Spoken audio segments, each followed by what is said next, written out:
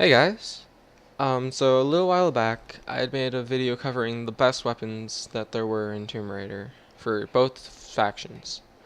I think I realized my mistake here, and I am now going to be reviewing, giving you guys upgrades you should use on every single weapon throughout Tomb Raider, as well as covering everything throughout the loadout systems. So, when you load up Tomb Raider multiplayer for the first time, you're going to be greeted by loadouts like these. Survivor 1 with a shotgun, and Survivor 2 with a rifle. I will be covering Solari in the next video or do this. So I suppose we can start off with Survivor primaries. Start off with the pump. This is a very, very good shotgun. As it says, it's a well-rounded. I find that all shotguns work best with rapid fire and narrow choke. If you using frag rounds is okay, it really works best if you're firing from a range, then it'll keep their aim off of you close enough to get up close. I don't find that this is necessary. It's definitely not necessary to use the fire rounds, as shotguns will generally one hit regardless. This will just throw in a little extra punch to it.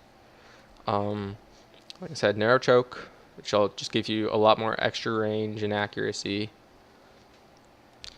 I don't think you'll need extended clip. I think shotguns generally hold like 6 shells.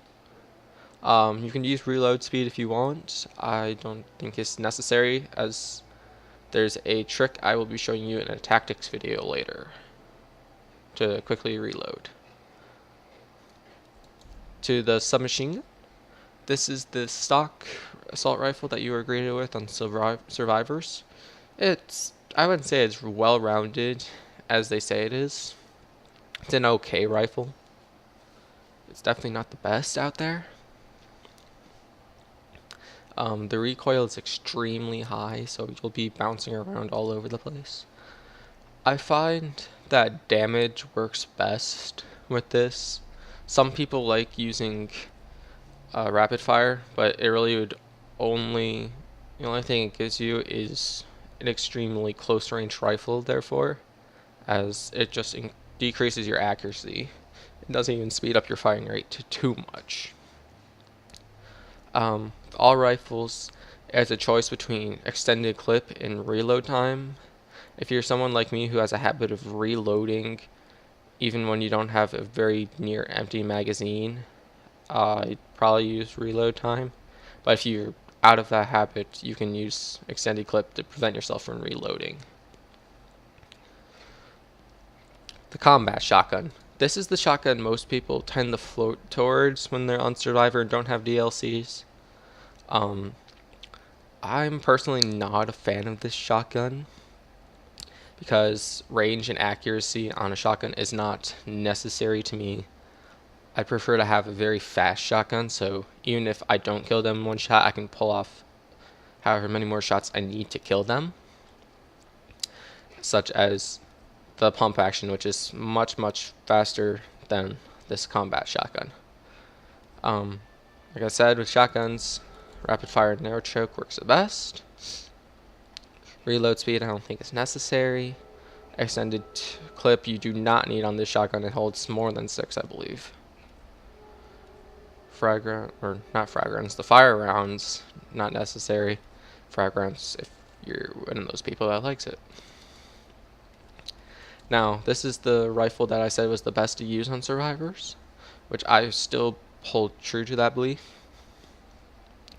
If you want to use this rifle, use rapid fire and either extended clip or reload time. Damage works well on this rifle too. However, I don't think it's a whole necessity, as this rifle actually stays pretty accurate even with rapid fire. I don't think stability, you can use it, I suppose. Enhanced zoom is not, you should not use that on rifles. The bow, the Survivor recurve bow. With all bows, in my opinion, use damage and draw time. especially if you have the the headshot reticule DLC, because that applies over into multiplayer and only works with bows. However, if you use the napalm arrows, it will not give you the headshot reticule when you have your headshots lined up. Some people like using hold time, but I feel that if you're in a clutch situation, hold time is not going to be giving you that advantage you need. Being able to draw back the bow as fast as possible is the best. Rapid fire is extremely unnecessary, as is enhanced zoom. The commando rifle, probably one of the crappiest rifles available to survivors. Extremely low damage. The accuracy is decent. I mean, it's just because they show it being this high over here, it's really not too accurate. Do not use rapid fire on this rifle. It's terrible. I tested it and I couldn't hit jack shiza. Use damage, definitely. It's definitely the best for this type of rifle if you want to use the commando rifle. Stability, probably not necessary on this rifle. Attachments, obviously reload and extended clip. Now, this is the shotgun that a lot of people really like to tend to float towards if they don't use the combat shotgun. A lot of us pro players, a lot of the regular players of TR, we call this the noob shotgun because it's full auto, high damage. It's a shotgun that's fully automatic, okay? Self-explanatory. I don't know how to explain that. Probably, if I were ever to use this, which I won't, it would be narrow choke and rapid fire, just so I can kill people that much faster. Frag rounds, I used to actually play with this, with the fire rounds. It's not that different, not much of a difference. Rapid fire is still better. Okay, and here comes the final unlock into the survivor's primary weapons, which is the light machine gun. It's a very good rifle. However, I feel that even this rifle is still much better. The accuracy is it's just a lot more accurate, and that applies for a lot in Tomb Raider. And see, I use rapid fire definitely on this because it's the fastest, but as you saw, just by itself, even with not with rapid fire, the submachine gun was already more accurate than the light machine gun, and by adding rapid fire, it just makes it even less accurate. Now, as the clip size on the LMG is already large enough, there's no need to use the extended clip. So obviously just use reload. I have never actually used damage on the light machine gun, but let me tell you, it is definitely not necessary. Rapid fire is the best for this weapon. Now, I'm also going to be covering DLC weapons, all the Hitman guns. So I suppose we can just start with the Agency Spaz 12. You've probably seen me... No, actually you haven't. I used to play with this weapon a lot. Only because I thought it was the best shotgun available to survivors. However, honestly, this weapon is actually very buggy. Sometimes if you're up in somebody's face, it will not render full damage to them, and it can get rather annoying at times. All shotguns, rapid fire, narrow choke. None of these are necessary. Now, the M590 12 gauge, rapid fire, narrow choke. I have not played a lot with this weapon before, but already I know that the Spaz 12 stats are already better than it. By default, the Spaz 12 is better. So I don't know why you would really honestly use this, even if the Spaz 12 is buggy as hell. The HX AP-15. It's an okay gun, as with all the Hitman rifles. They're okay. Good for starting off as a noob or as a prestige player. With the HX AP, rapid fire and reload time. It has a decent damage already, and if you want to, it's pretty slow, actually. So, actually, I might have these.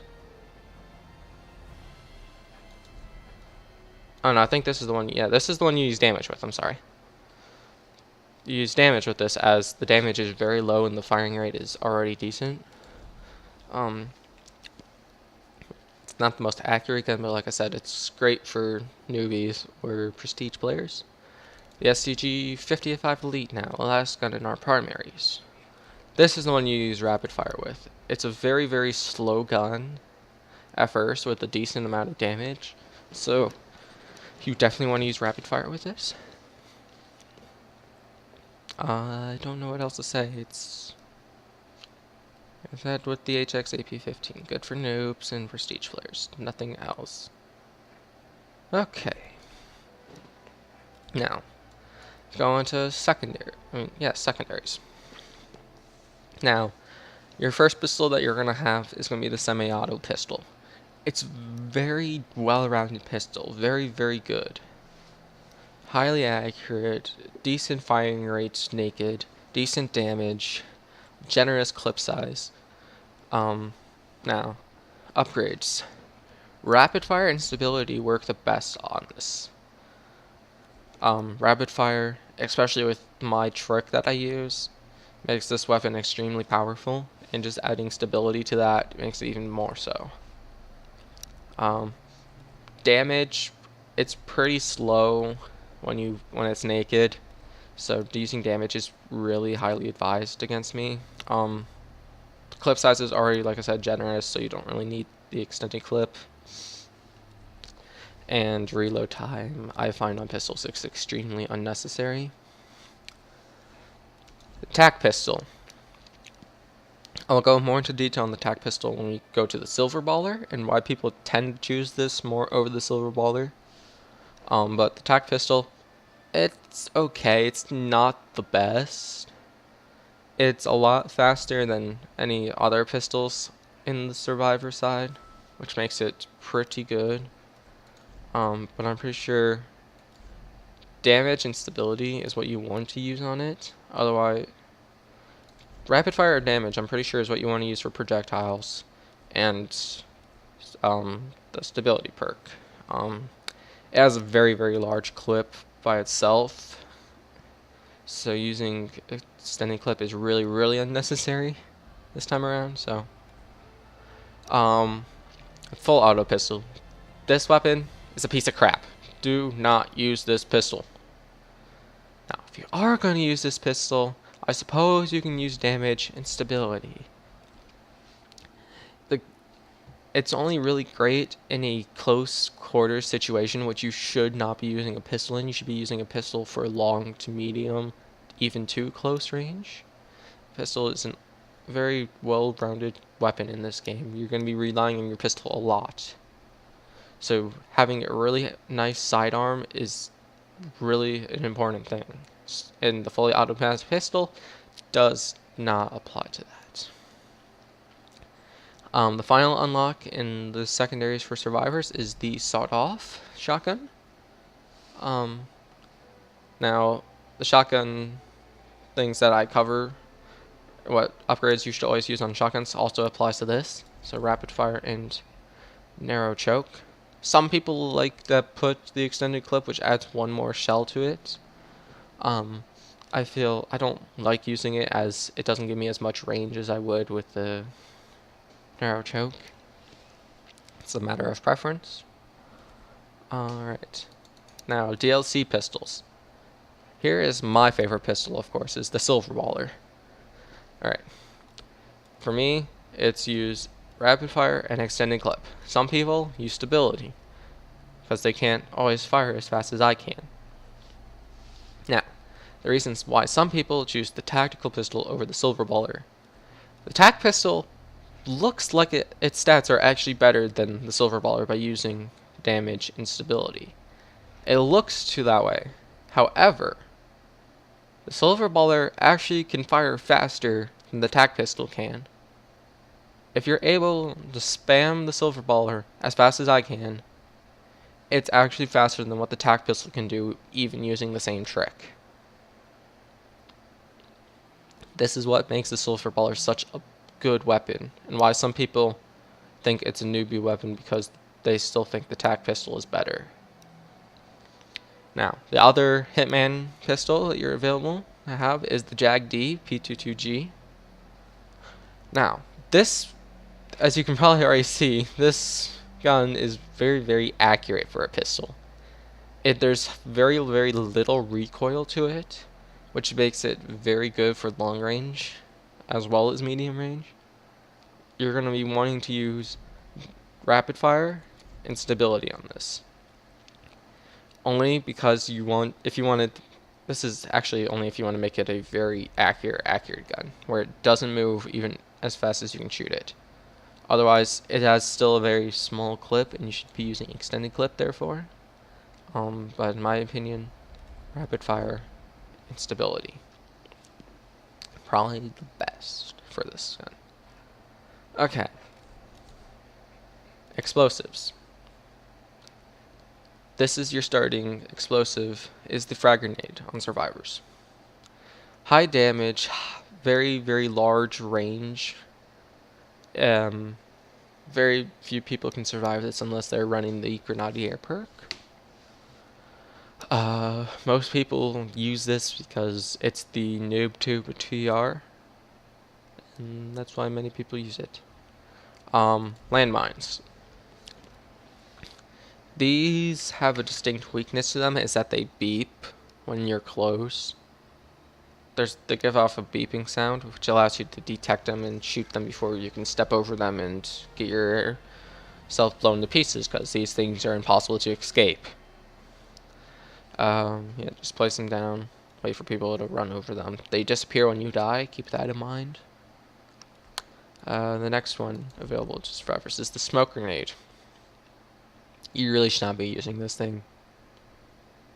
It's just terrible. Only if you're like really communicating with a team and you want to give yourself cover, I guess you can use it. Otherwise, no one actually uses this thing. It's just that bad. Alright. The final unlock is dynamite.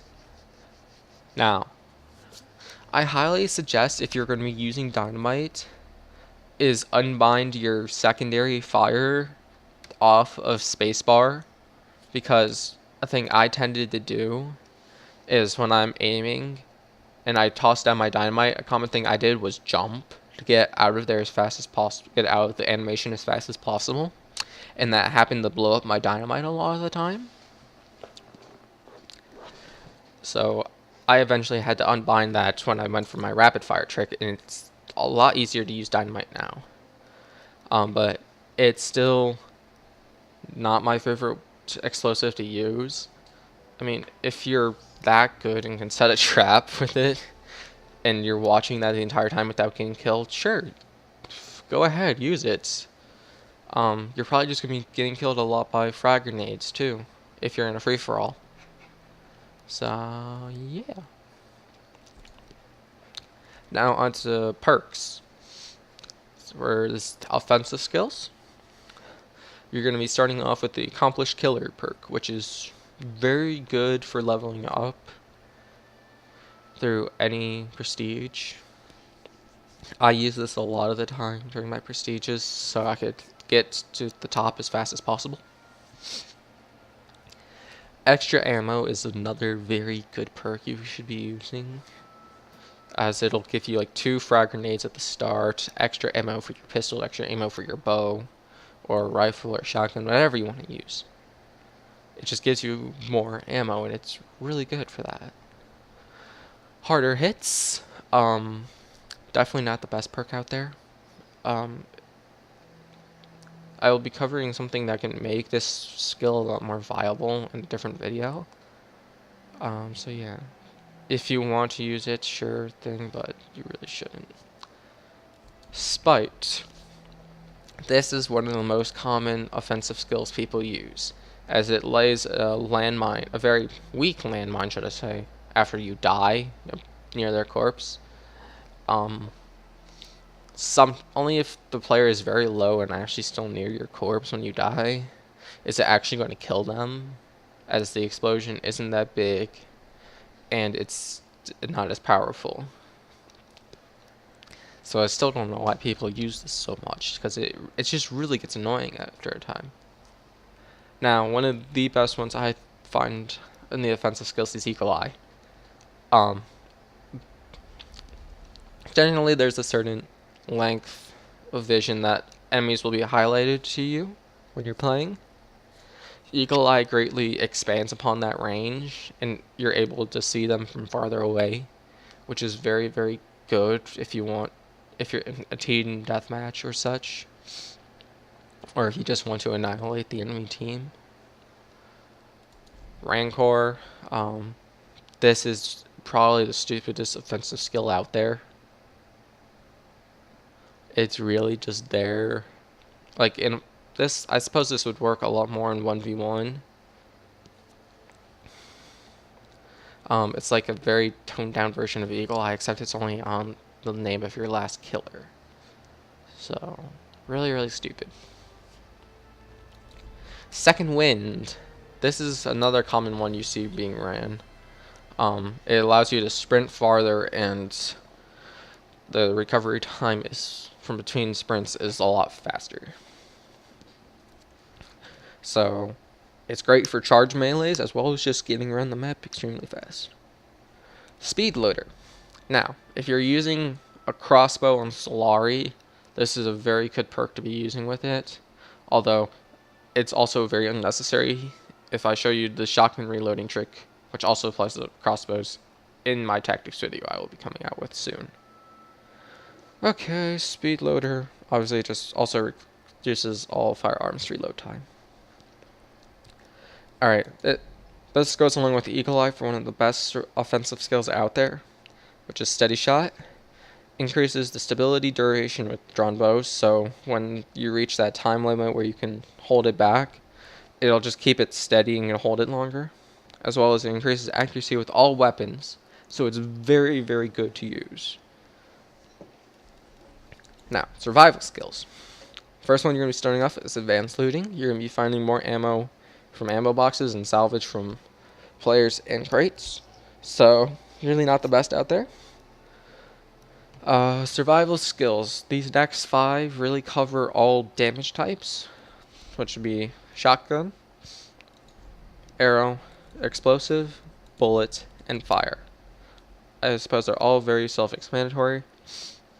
They reduce a lot of the damage from those incoming damage types.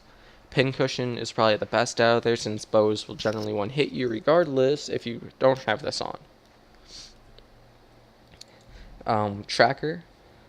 I guess it's good to use if you know the enemy team is using mines and you really don't want to run into them and you want to take them down before they get to you.